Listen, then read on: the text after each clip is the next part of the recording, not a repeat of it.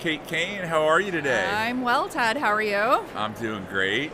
So I feel like a lot of people know you, but for the ones that don't, why don't you tell us who you are, what you do, and where you do it? Sure. So my name's Kate Cain.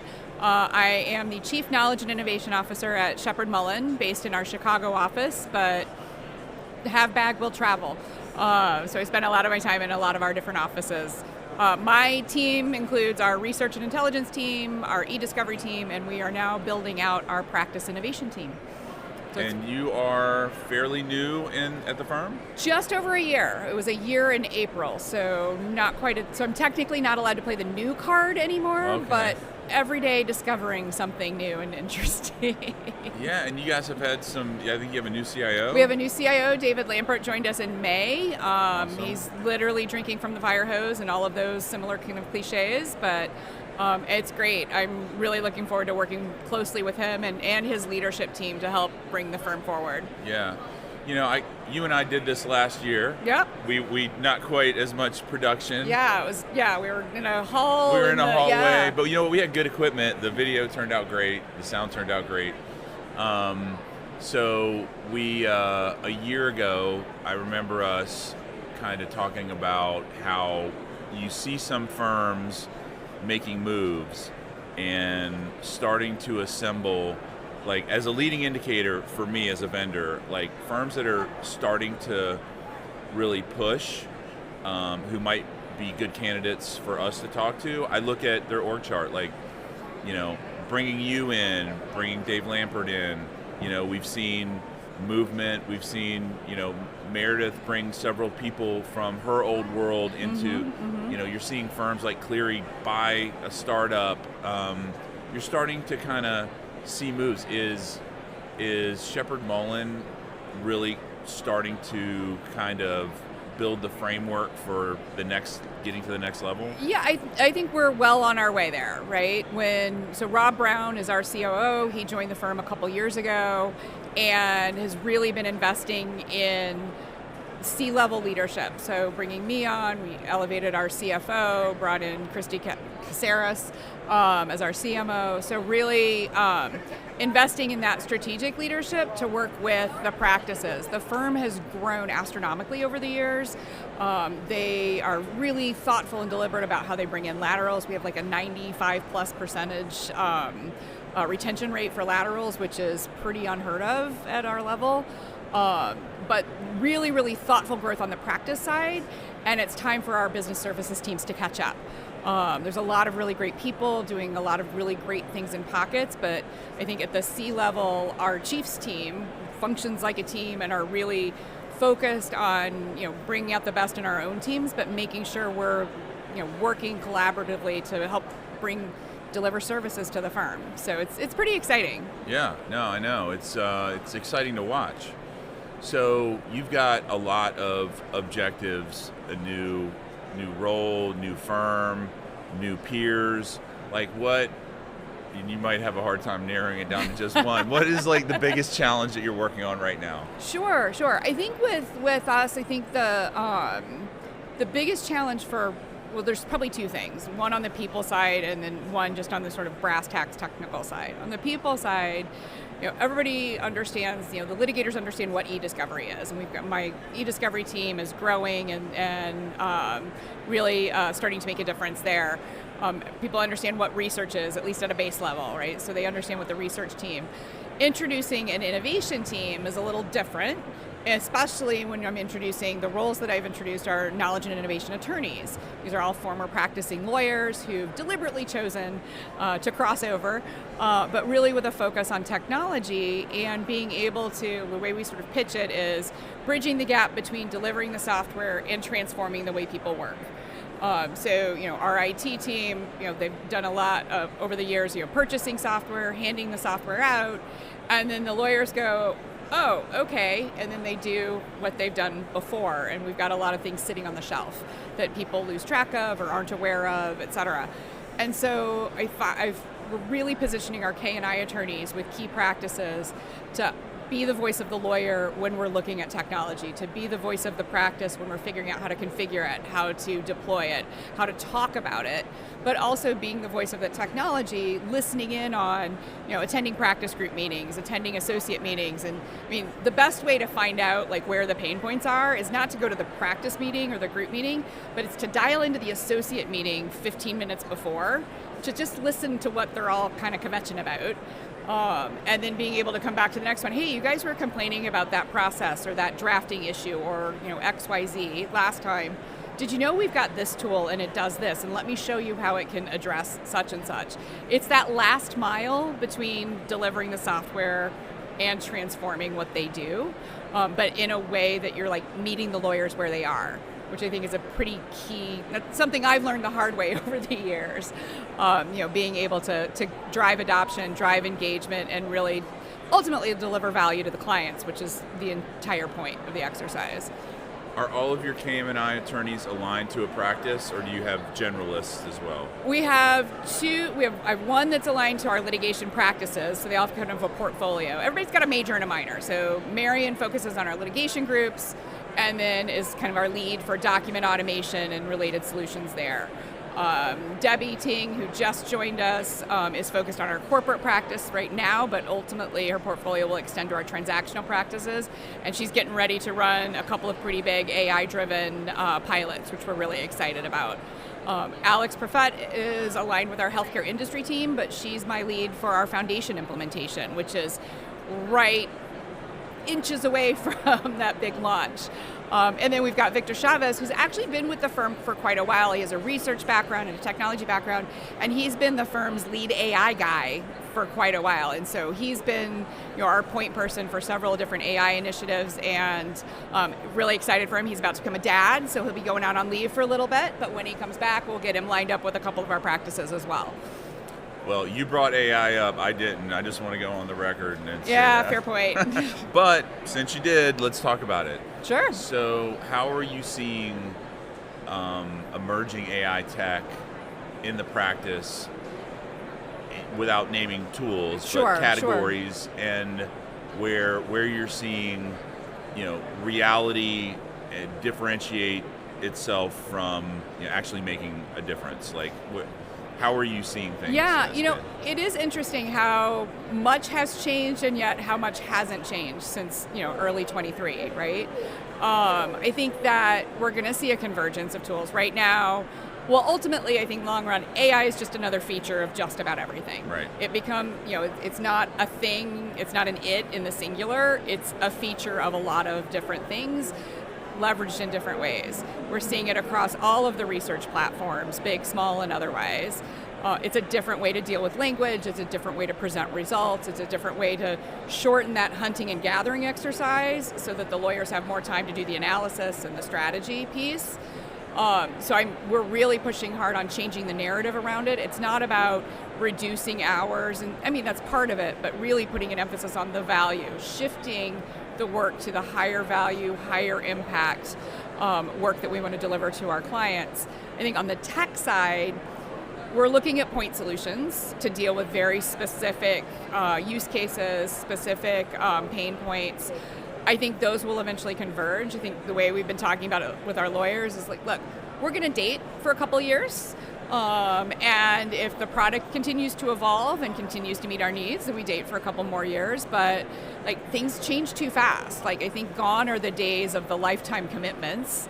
And so when we look at things, one of the things I'm looking at is how portable is it? Probably not what you want to hear on your side of the table, but how portable is it so that if it comes to a point where, and I've worked with products that just die on the vine, and it's not great for anybody. So being able to have the flexibility to figure out what's next is, I think, an important part of the equation. I think right now, I think 2 years from now, 3 years from now, we're going to see things kind of converge to a certain extent. So it'll be interesting to see which directions which products go. Yeah, and as far as our category, so for those that don't know, Infodash is an intranet, extranet platform, and the use cases around that are very, very mature, right? Like, you don't do Like we have minimum 3-year deals. You wouldn't do a 1-year deal on an intranet. It's going to be a year. You can't get it stood up in that time. Exactly. It takes time.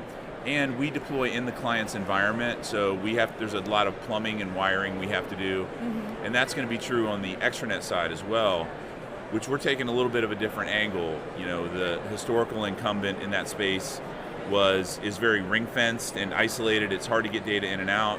We took a different approach where we deploy in the tenant. You can have real-time integrations, opens up all new sorts of doors. But what we're struggling with is which doors do we actually walk through? So when we deploy our product, we have something called Integration Hub, taps into all the back office systems, and then Azure AI Search and Azure OpenAI can now talk to your DMS, any SQL data where you may have regulatory updates. There's all these Lego blocks and capabilities that Microsoft has. So as a vendor, we got to decide, okay, are we going to get sucked down delivering services instead of being a product company? So that is the challenge for us, is we want to enable law firms to build upon their data and their capabilities, but we don't want to turn into a consulting company again. We did that. Right. It's no fun. It's a different kind of fun. Well, I used to have hair when I started it, and now I don't. I can't lose any more though, but so that's the challenge on the vendor side. It's in your world, I totally see it. How are you managing fatigue around POCs, around even just AI in general? How are you managing that? It's been interesting because I've had, we've been working really closely with a group of our corporate partners who've been terrific, and they take the call, they watch the demo, the sales guy says, hey, we'll give you a free pilot. And they're like, great. It's like, oh my goodness. And so really trying to convey that sense of urgency, keep things moving, but also do it in a way where there's a hope of success. Yeah. And especially when you're talking about, if you're talking about a widget where you push the button, it produces the result you want or it doesn't, it's an easy decision.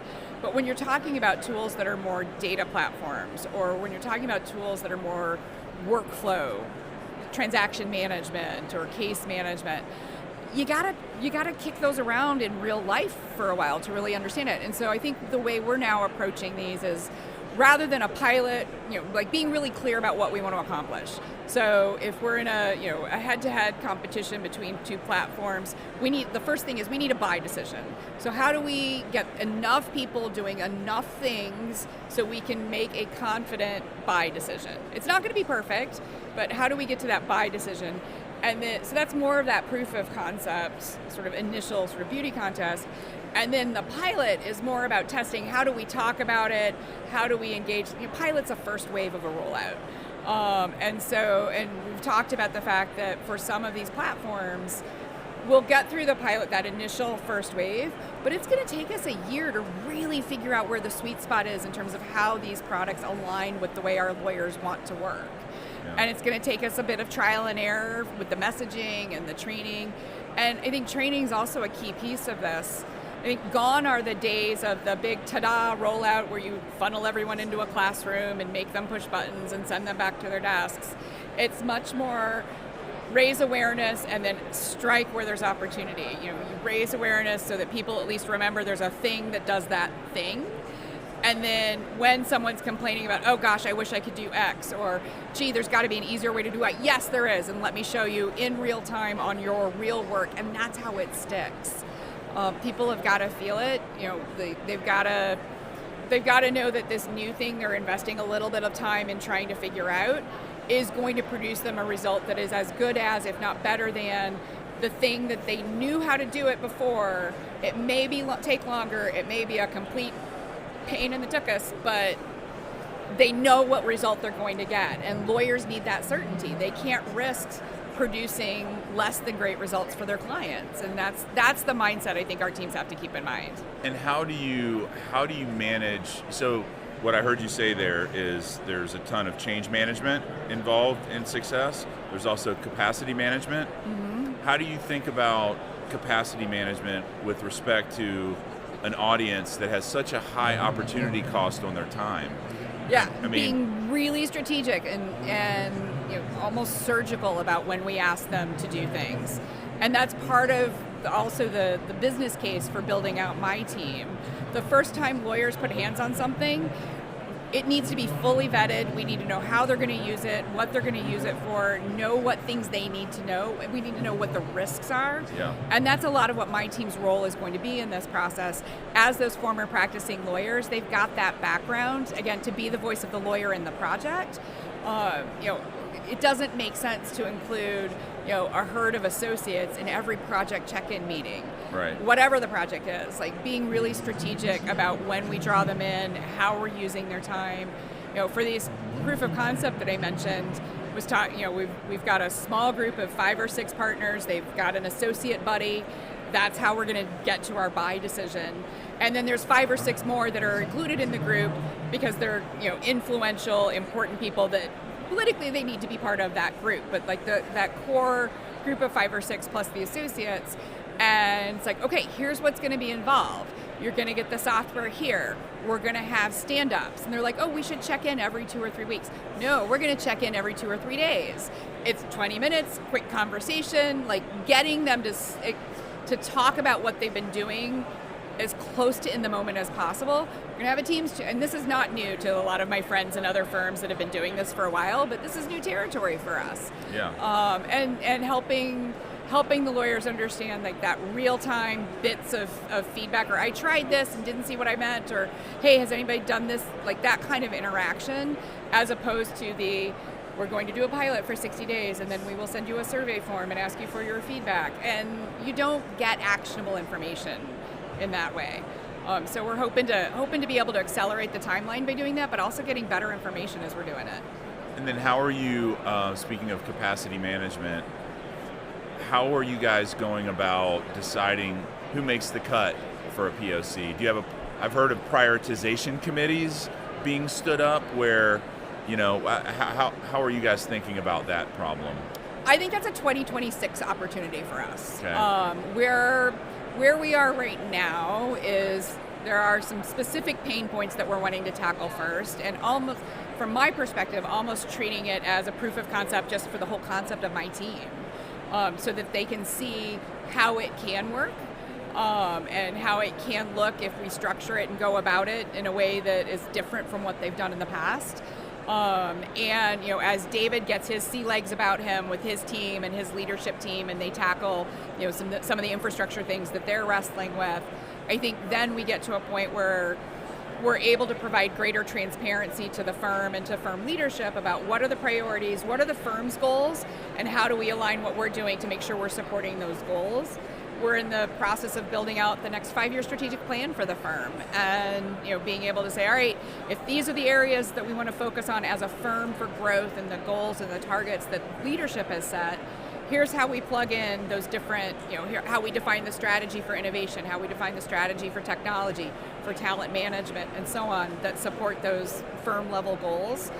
And David and I have been talking to our teams and just about anybody that'll listen, about being able to say, great, here are the things we're working on right now. What an interesting idea. Let's put that on the list. If a new idea comes in that is better than or more important than the things we've got, then it's an open conversation about making a change rather than an accidental detour and everyone's surprised about how we got there. So being intentional about it, I think, is the key with all of that. How much time have you had to spend on the exhibit floor so far this year? All in, maybe 20 minutes. Okay, so have you seen Just starting. Have you seen anything interesting that's really caught your attention, like category or? I think one thing, data is like my heart of hearts, right? Yeah. And I think that data, the one thing that most organizations missed is context. Yeah. And so watching how different platforms, different tools, from document management to research and everything in between, are looking at this mountains of unstructured data, our documents that law firms have tons and tons of, and saying, oh, we can extract all of these things, and boom, you've got your X and your Y and your Z. But I've seen some platforms provide the context really well. Some assume that what they're looking at is good, and therefore you can draw inferences from it. It's like, sometimes document management systems are more like a needle in a haystack of needles, and it's hard. You can't make some of the inferences that you want to make just out of the gates. And so I think what I'm looking for are platforms, our vendors, our business partners that understand that nuance and the importance of that context and how to achieve that balance. So, all right, we're almost out of time, but I gotta back up a little bit. You said 5-year plan. Mm-hmm. That blows my mind because the world is changing so fast. How on earth are you projecting out where you want to be, where the world will be? Like, I'm thinking about a 5-month plan.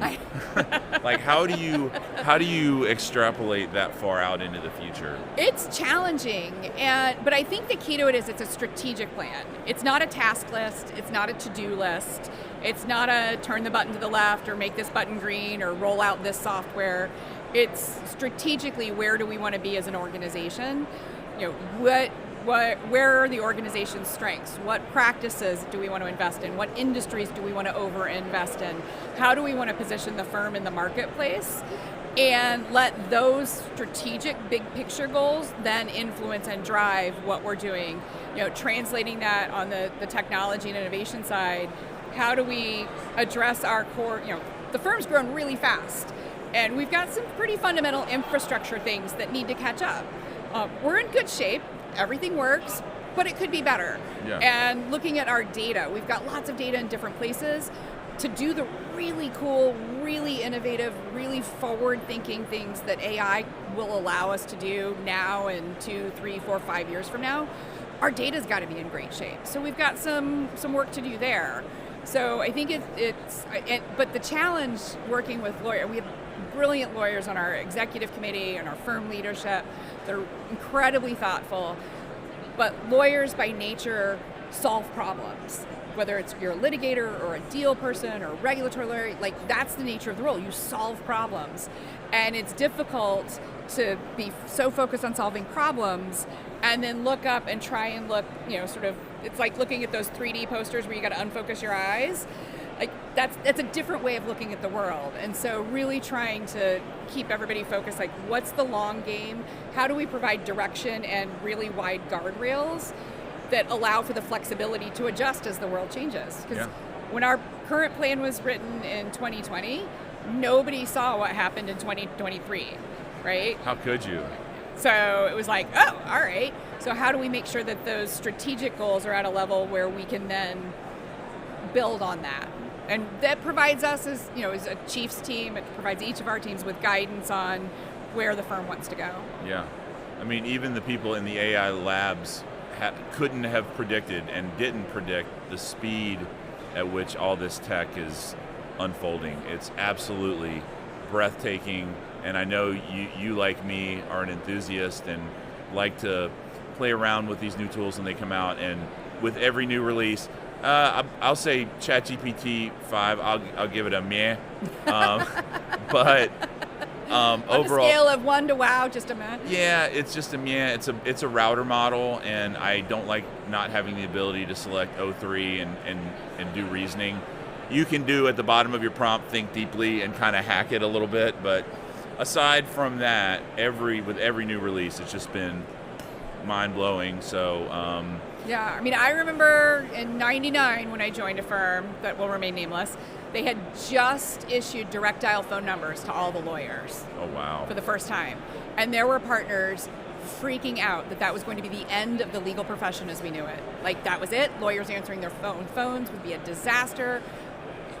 All of the things, a lot of pearl clutching and such. And now you say that, and I say that to people who are earlier in their careers, and then like, wait, what? People didn't have 4 phones? I don't understand. The world changes. It's changing a little faster, but not, right? I mean, the technology's shifting a little bit. It's like all of a sudden we unlocked the ability to deal with unstructured data the way we've been dealing with structured data for years. Exactly. So it just opened another door in the hallway. Yep. And so now we got to figure out, all right, how do we fold this stuff in a way that's responsible and reasonable and thoughtful and don't lose our minds while we're doing it. Well, I really appreciate you taking time out of your day, and you are the best color coordinated guest. I try. I think on the whole exhibit White floor, jeans was a risk today, but yeah. Definitely in this booth all day. You nailed it, so good job. All right. Thanks, Ted. Always a pleasure. Yep.